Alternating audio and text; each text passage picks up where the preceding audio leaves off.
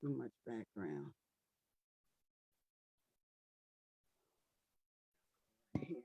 Then we'll get started in a second. Okay.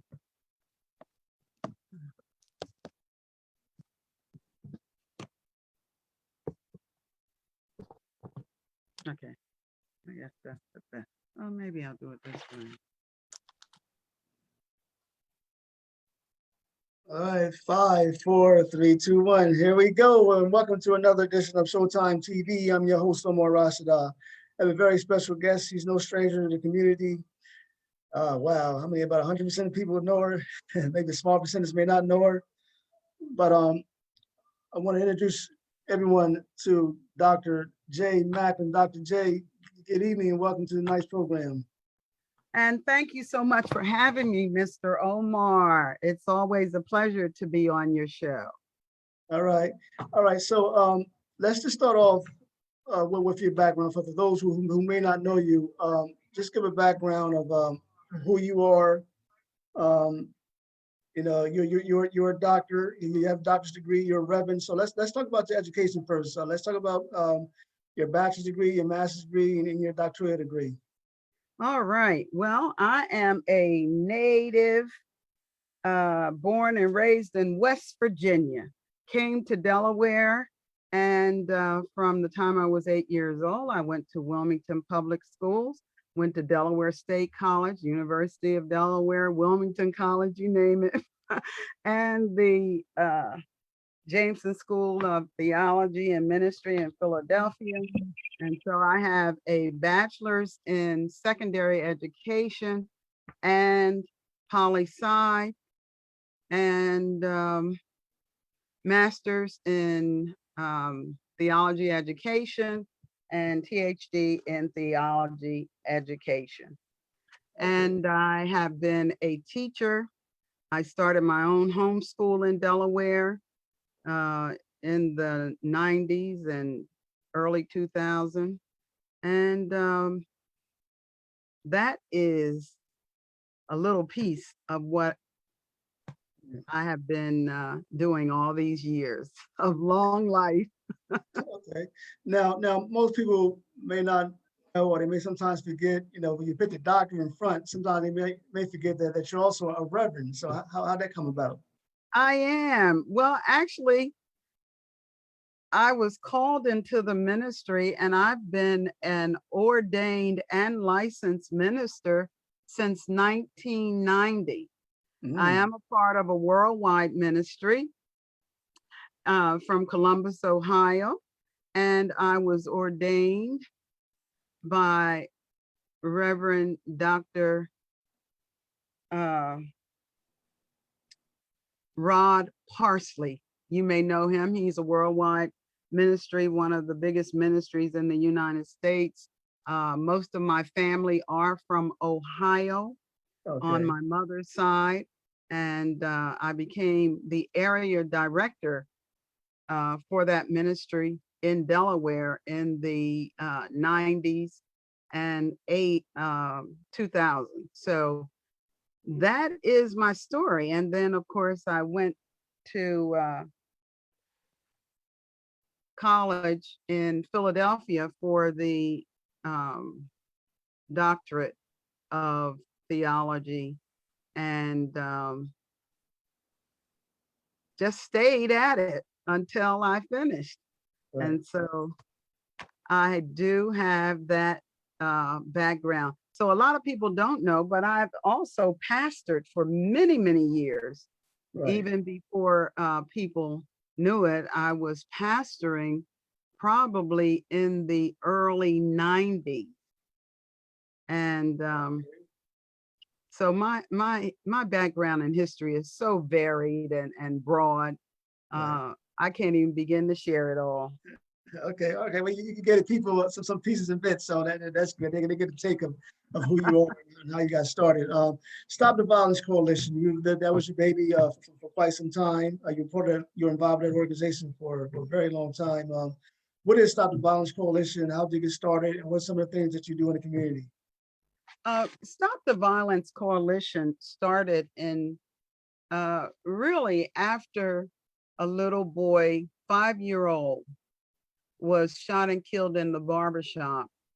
In the crossfire, the target of the shooters was actually a 21-year-old. And from the outcry of the community, uh, many groups became involved, but Pastor Pravi Powell, he wasn't a pastor then, but he was very much an integral part of starting Stop the Violence Coalition, along with a host of others, Reverend Ty Johnson, IMAC, our Interdenominational Ministers Action Council, the community at large, our government, state, federal, and city government, the mayor at that time, James Baker, I believe it was. It was just an outrage. And so the businesses and everybody wanted to do something about gun violence, especially youth gun violence at that time. And so here we are, 20 years. In April, we celebrated our 20th anniversary of Stop the Violence Coalition Incorporated. And I have been the founding executive director of Stop the Violence Coalition and the founder of the Academy for Peace for 20 years, Stop the Violence Coalition Incorporated. Okay, the Academy for Peace, located at 203 North Market Street, Wilmington, Delaware, 19801. Before we get into the Academy of Peace, I want you to talk about the vision, because I know you've probably been contemplating for quite some time in terms of getting the building, naming it the Academy for Peace, and then you want to build this building to help the community. So talk about how this vision came about. The Academy for Peace is an outgrowth of Stop the Violence Coalition Incorporated. Okay. Of course, we know that violence, as we know it, probably won't stop. But there are different modalities that we can use to address violence in our community. So in 2017, the vision that I had prior to 2017, actually, for a long time, was how do we actually address violence in a way that makes sense, where we can impact the lives of children, youths, and families. And so I started researching peace. And I believe that peace is a person. And I'm not getting religious about it, but for me, that is the person of Jesus Christ. And so with that, I started thinking about Martin Luther King, Mahatma Gandhi. I started thinking about many of those who had gone before us, who had a mind to see peace bring about a nation, a world that really responded to the needs of human beings in a peaceful way. And so that has been my mission with the Academy for Peace. The vision is to see peace become a way of life.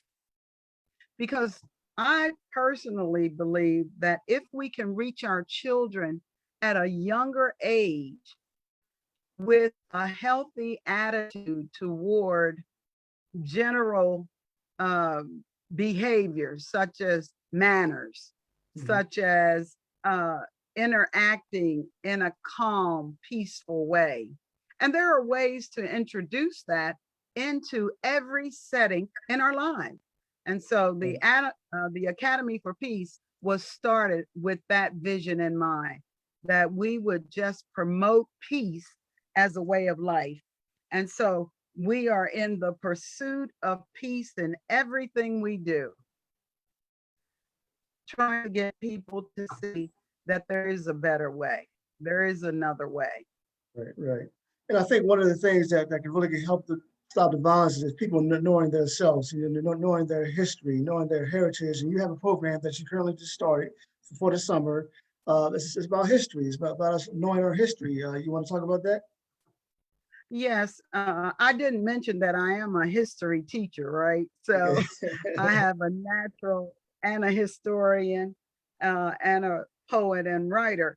So with that thought in mind, I wanted to look at a different way of approaching summer camp this year. And Okay. so I started looking at ways to do that. And I said, well, I'll just use my gift of teaching, writing, speaking, and pull it together in a historical context. And so what we've done is to offer the um, Reach for the Stars History Summer Camp. And of Okay. course, that is a saying that was attributed to Harriet Tubman. She said that we should reach for the stars, although some would argue that she said that or not, but it is a quote that is attributed to her. And so this summer camp is exciting because we're looking at history from the broad perspective of how do we as a people, African Americans in America, how do we matter? You know, last year it was Black Lives Matter. Well, we matter all the time, but Right. how do we matter?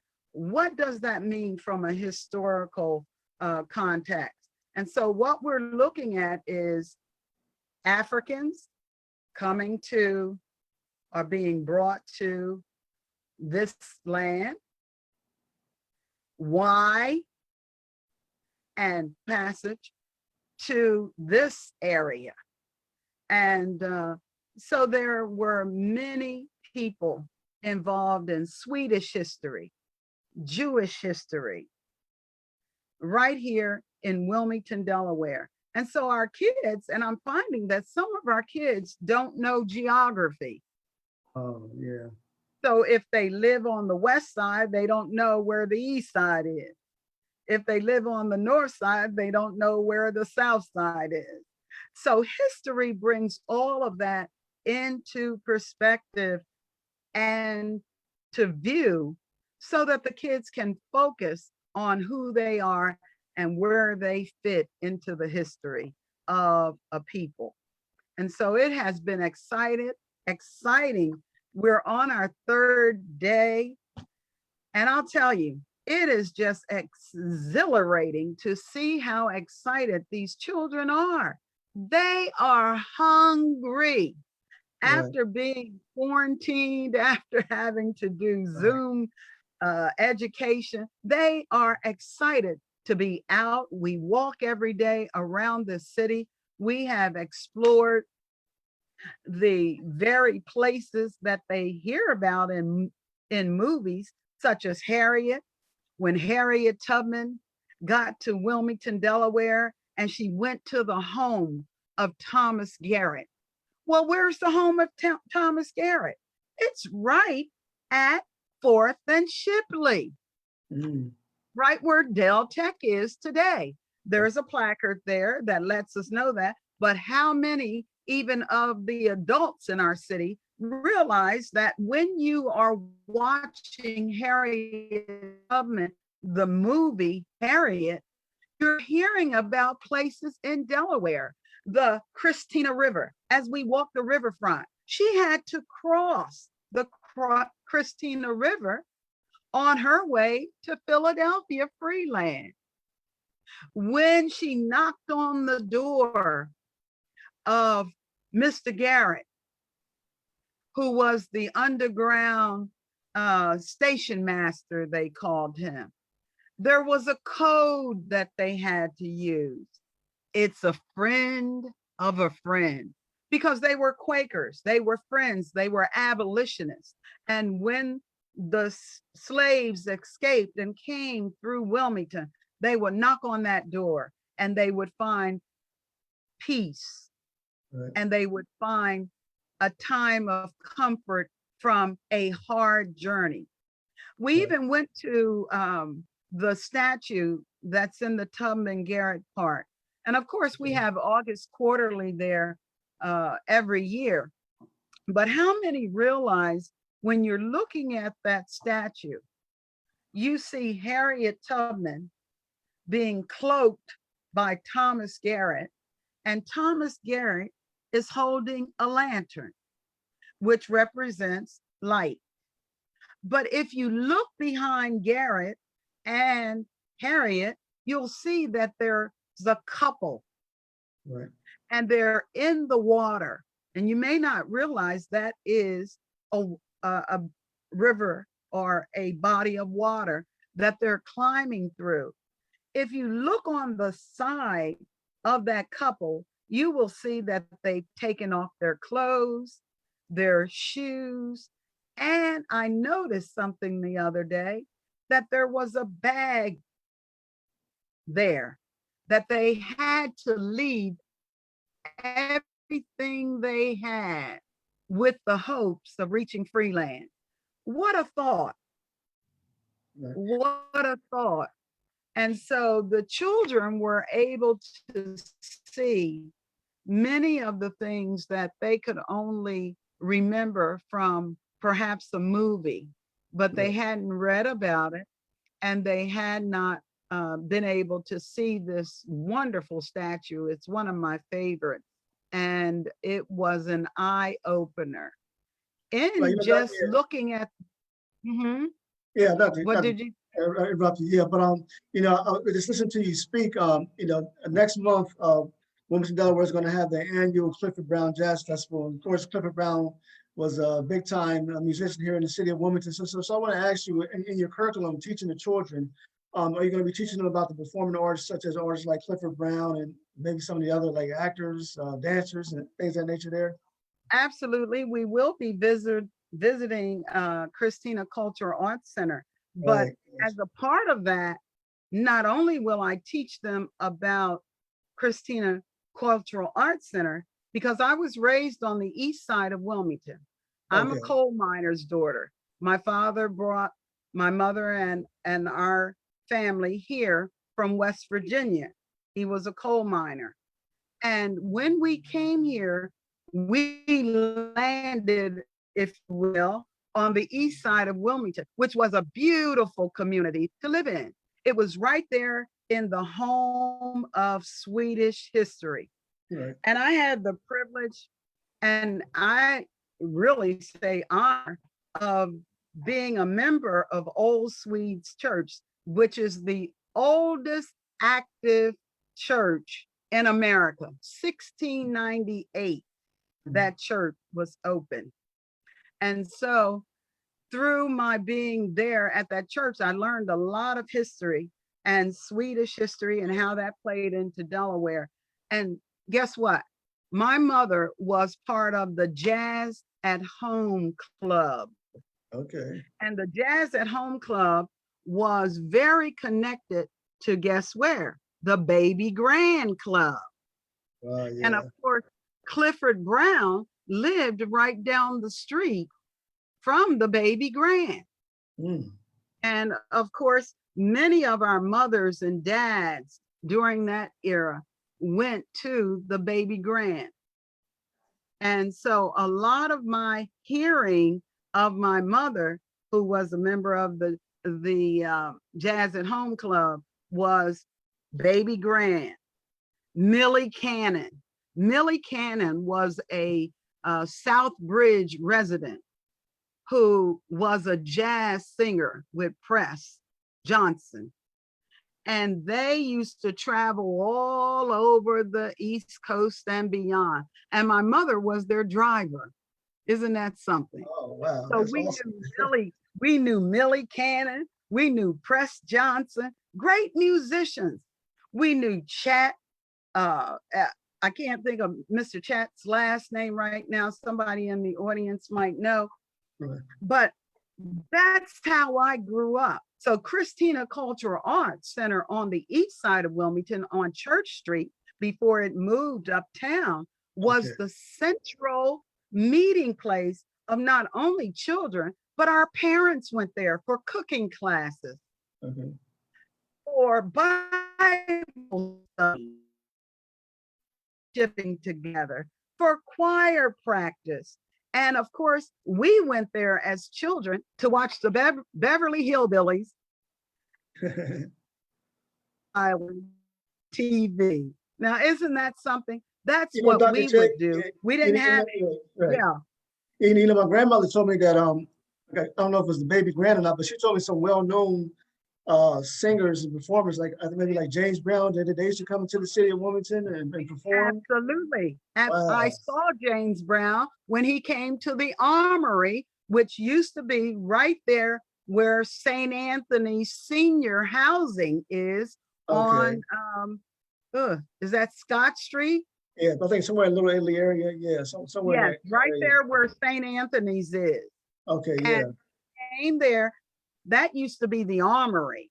And they used to have many artists that came through there for entertainment. And you can just imagine James Brown Wow. in Wilmington, Delaware. What a That's crowd. awesome. And so Right. I can remember that.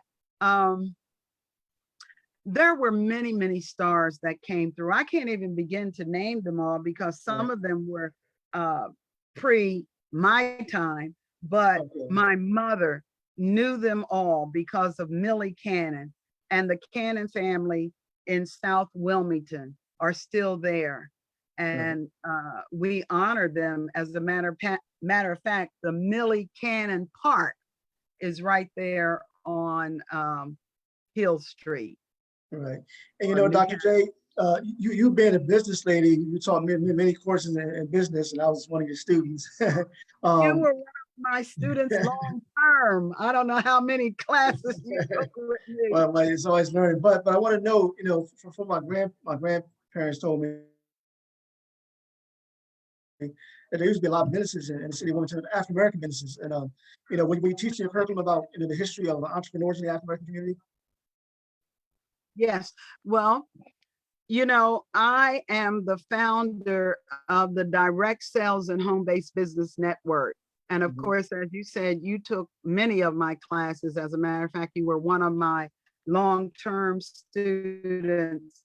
So many, when that came through the Direct Sales and Home Based Business Network, we were so pleased to have all of our classes offered through the Money School, Delaware Financial Literacy, and the library system, Newcastle County Library. And so we were there, and so many students came through.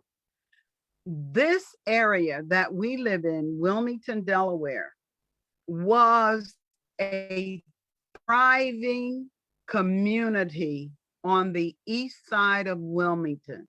There were doctors, Mm, lawyers, all of our teachers, dentists, manufacturers, people who worked in the manufacturing business, railroad employees, DuPont employees, African Americans now in beautiful homes. Those townhomes on the east side of Wilmington were beautiful homes, and many of them still are. right. And what happened? I always say it's not what's wrong, it's what happened. And so what happened was urban development.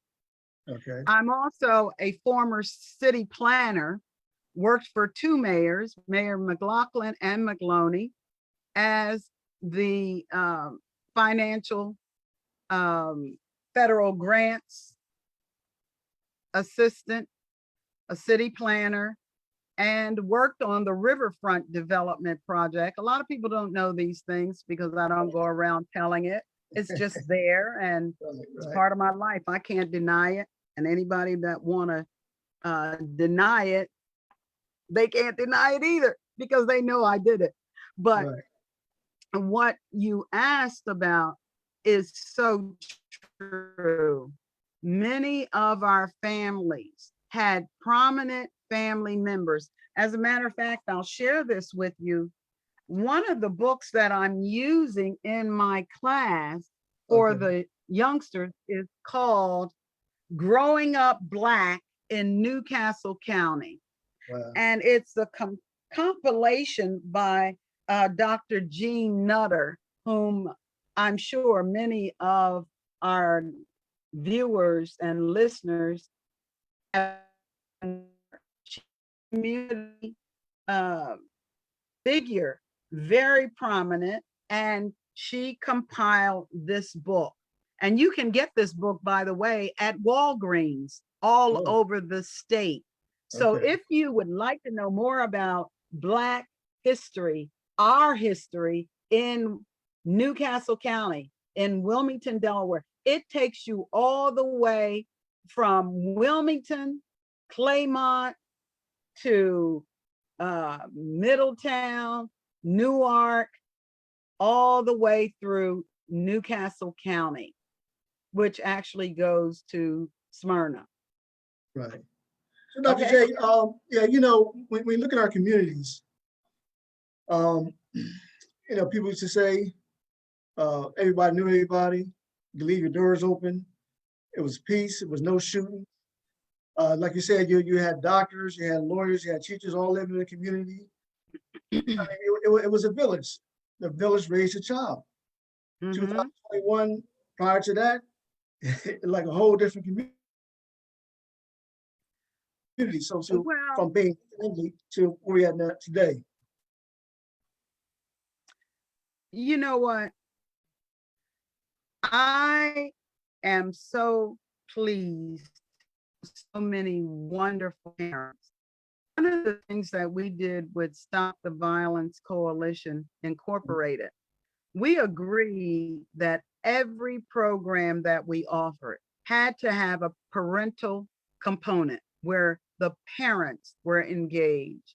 Okay. Many times we have programs that address the issue of our children, but when the children go back home, they are faced with some difficulties and traumatic uh, things that happen, and they may get dealt with or they may not be dealt with because the family structure, parents have to be engaged, learning the same things that Mhm. the children are learning, come to our programs, being engaged in a way that makes sense for them.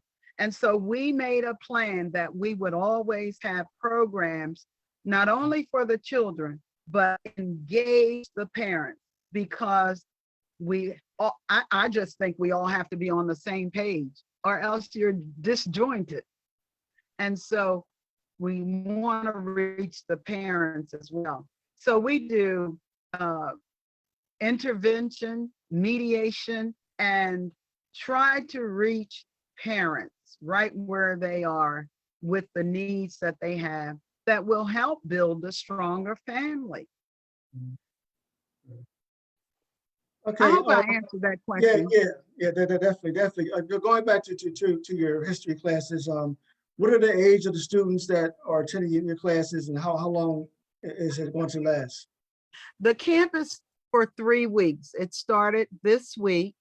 As I said, we're going into the end of our first week and it has been dynamic. The children have been enriched and the ages are from 5 years to 16.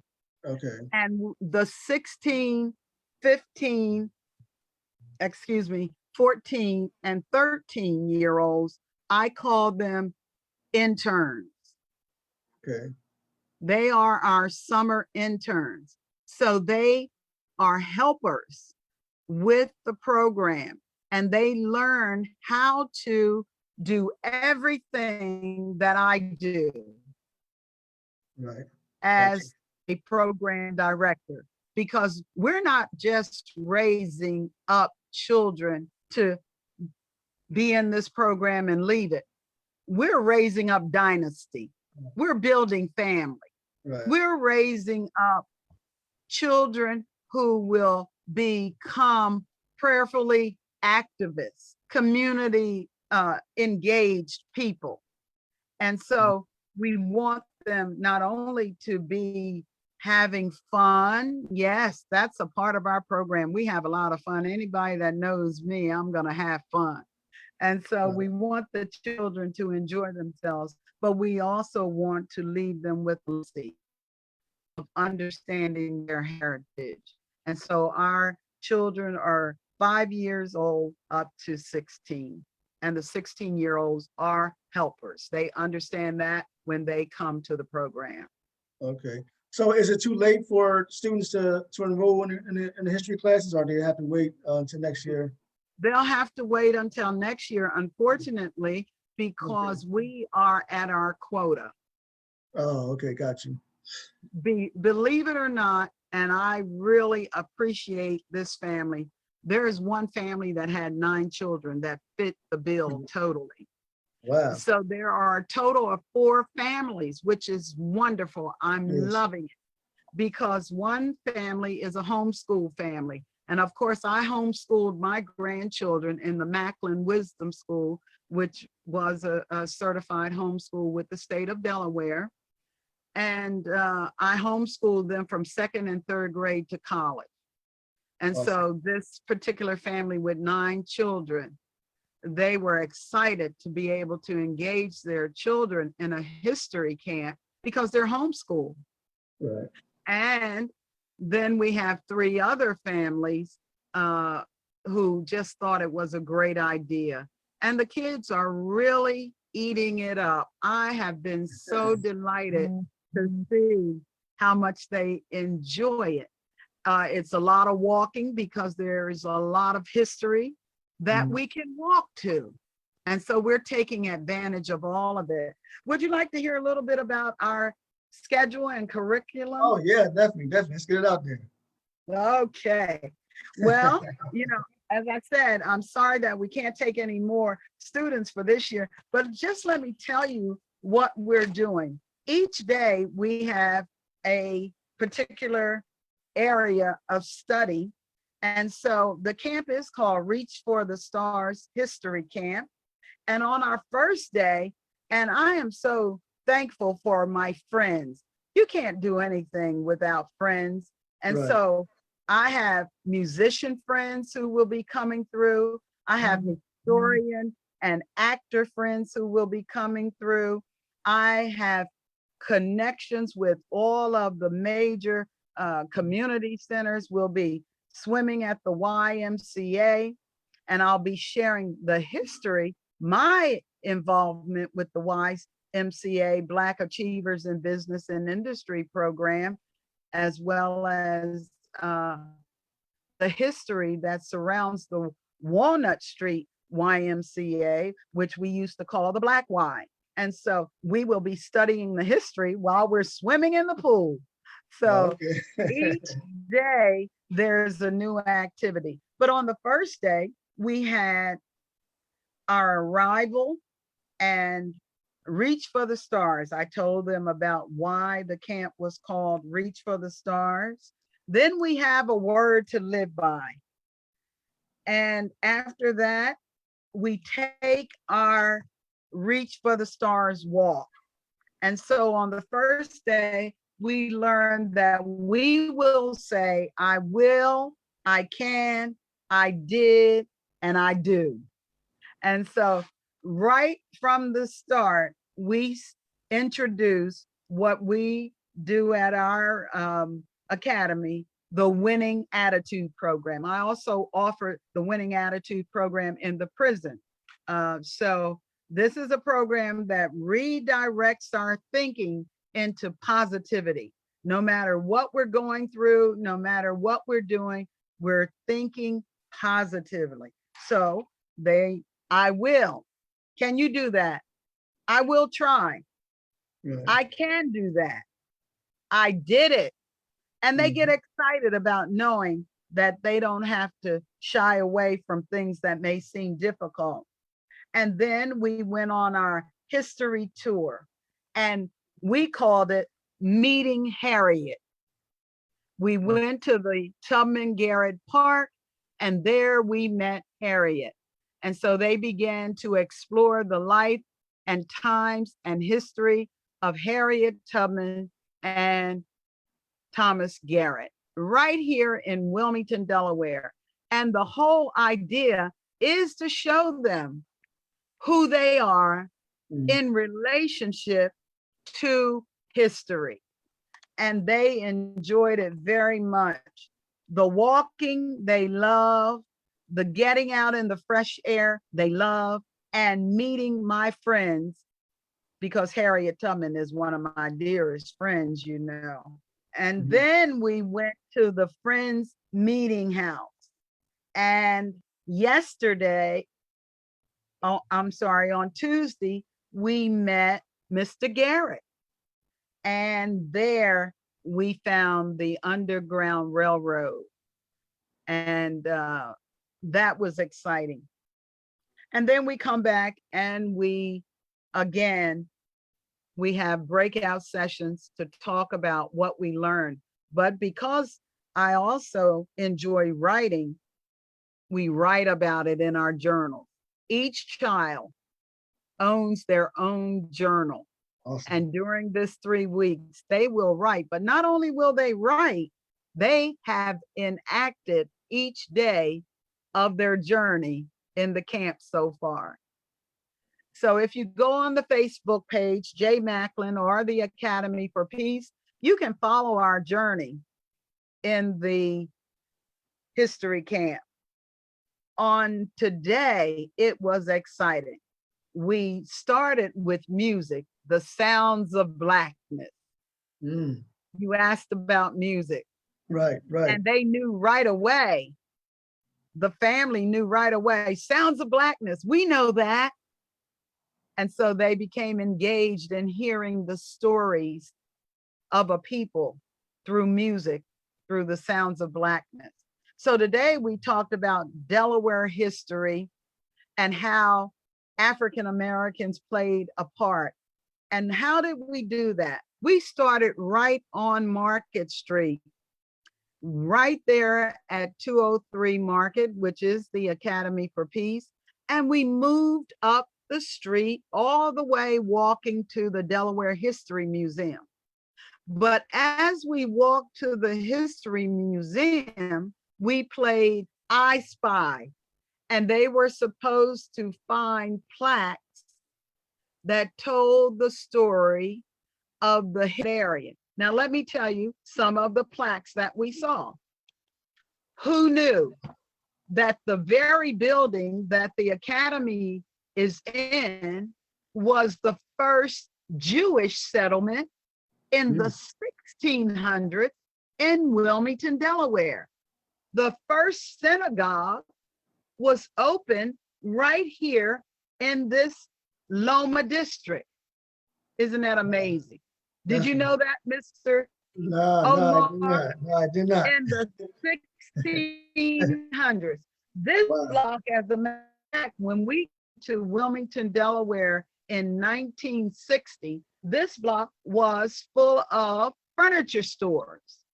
Oh, yeah. Cooper furniture, wax furniture, and office furniture, and the Rialto movie theater.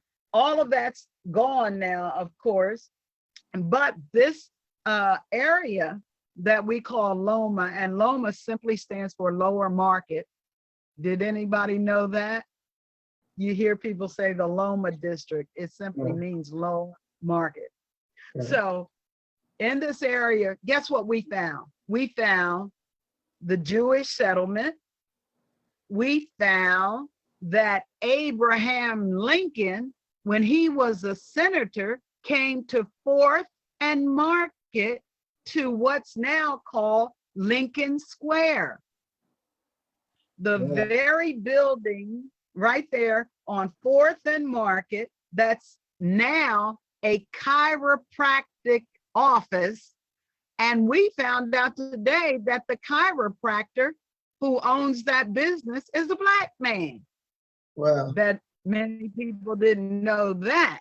And so they came out. If you go to Facebook, you'll see us taking pictures right there where Abraham Lincoln stood. He came to deliver a message before he delivered the Emancipation Proclamation. He was president when he delivered that message. However, when he came to Lincoln Square, right here in Wilmington, Delaware, he wasn't president yet. He was a senator from Illinois. Isn't that interesting? Right, right. So, Then yeah, the big building, then the big building on the corner of 3rd and Market was the Farmers Bank building. The Farmers Bank building was one of the first banks in this area. And the farmers from lower Delaware used to come up, bring their fruits and vegetables and poultry and meats, and they would park on King Street between 2nd all the way up to 8th Street. And they would sell their wares, and all of the people would come, what we would call from the east side, uptown. I'm going uptown. right. What were we going uptown for? To shop at those different vendors and stands that sold fresh fruits, vegetables, poultry, and so forth. But they needed a bank. So right there on 3rd and Market is the Farmers Bank building. It's now a law firm, and they've done a beautiful job of refurbishing it.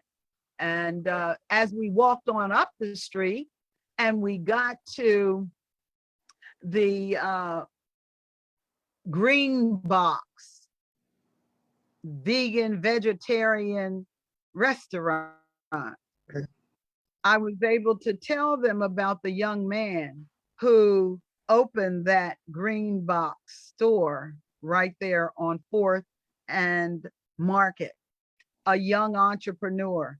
But as we walked up the street, I pointed out various entrepreneurs and told them how they reached for the stars. You have to start somewhere. Like you, Mr. Omar, when you came to my classes, you were just investigating and studying how you, and picking my brain. So I think it worked. Because you are outstanding nowadays with books and plays and business, and you know, it's remarkable. Physical fitness. What else don't you do?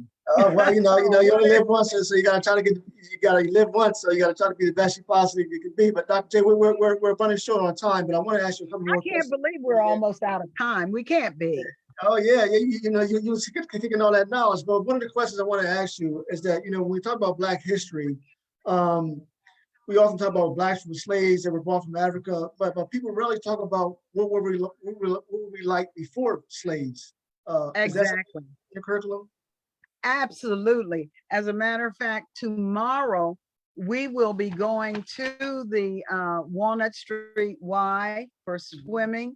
But before that, we will complete our lesson from today and talk about who we were before slavery. Right. We started that conversation today.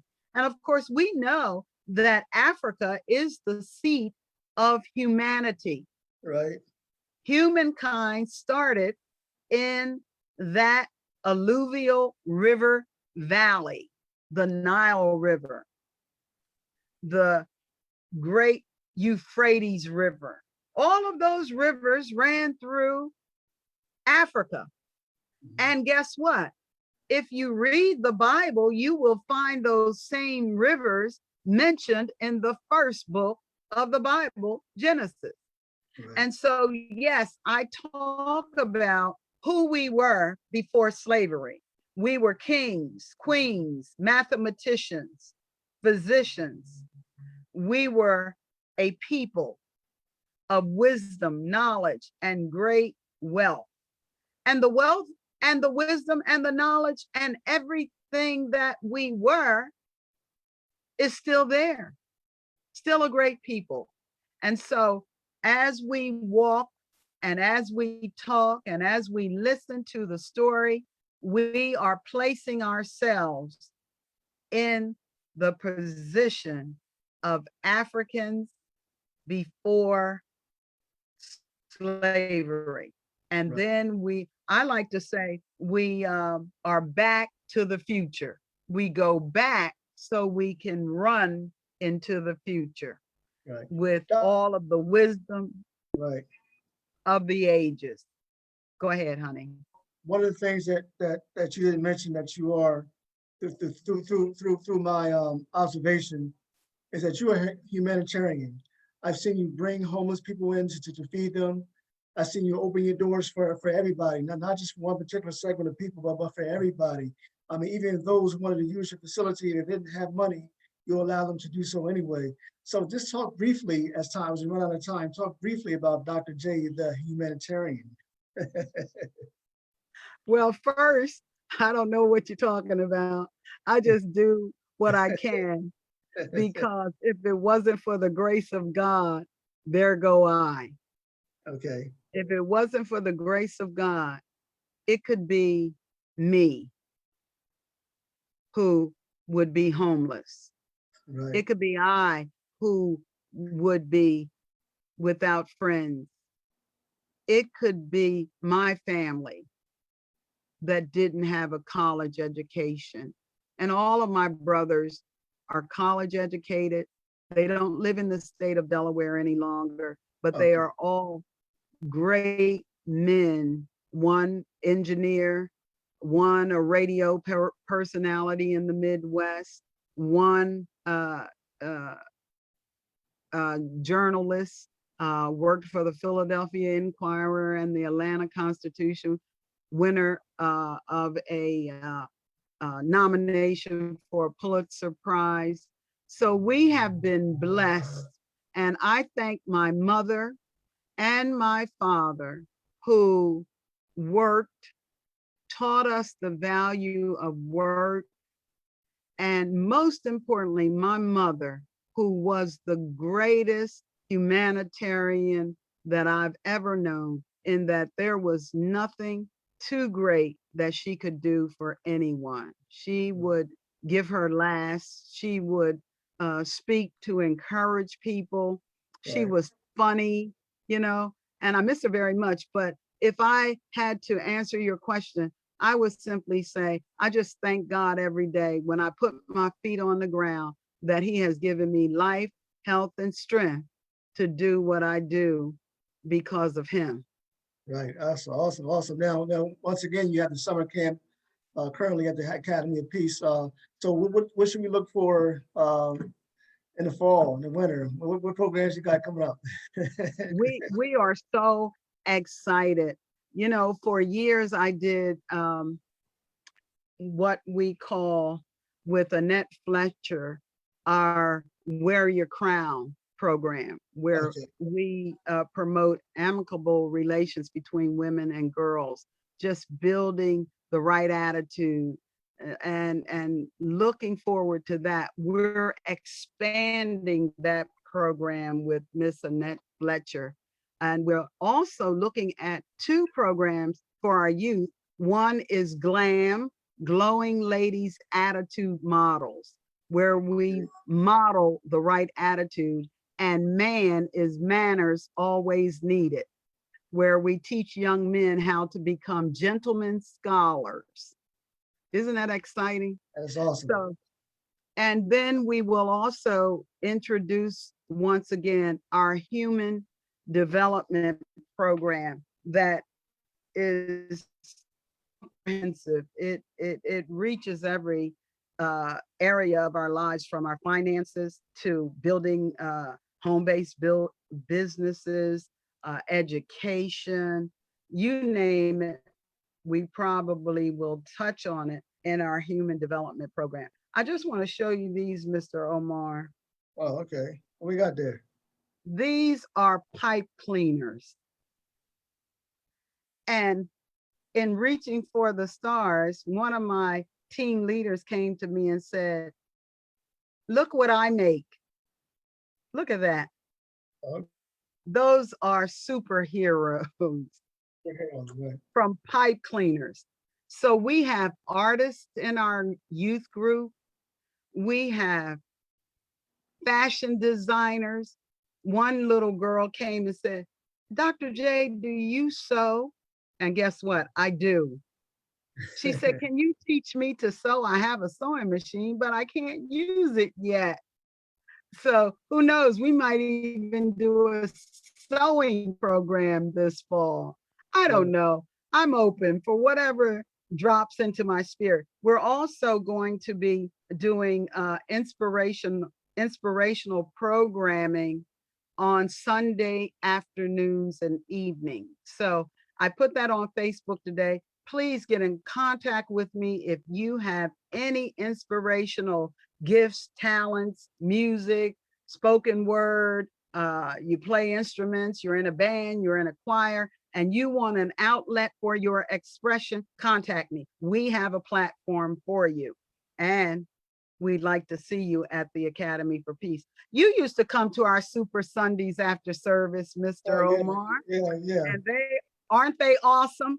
Oh, It's yeah. like Well, a dinner theater show, only on inspirational steroids. It's a big deal. So we want to invite all of the community. Come see us. Come be interviewed on our community conversations that we do monthly. We will be starting up our community conversations on the Deep Blue Sofa starting again in September. Also, what can I say? So much to say and so little time. I'll say thank you for this platform and the invitation. Okay, Dr. J, before we leave, you're a 501c3 nonprofit. So if people want to send donations, if they want to bring donations, they want to stop by just to say hi, just to talk to you, how can they contact you? We would certainly welcome that. And you can always contact me at my email address, and I'll give that to you now. It's Jane, Jane, Air, AIR, Macklin, MACKLIN, at AOL.com, Jane Air Macklin. And you can find that on our Academy for Peace page on Facebook, or J Macklin on Facebook, or you can inbox me, J Macklin. All right, Dr. J, it was a pleasure as always. I'm quite sure I'm going to be interviewing you again in future programs. I'd like to thank everybody for watching. Please like, subscribe, and share. Okay, Dr. J, take care, and I'll be talking to you soon. God bless you, everyone, and thank you so much. And I hope you're watching, and I hope you'll stop by the Academy for Peace. Have a good night. 203 North Market Street, Warrenton, Delaware, 19801. Thank you. Okay, God bless. Thank you.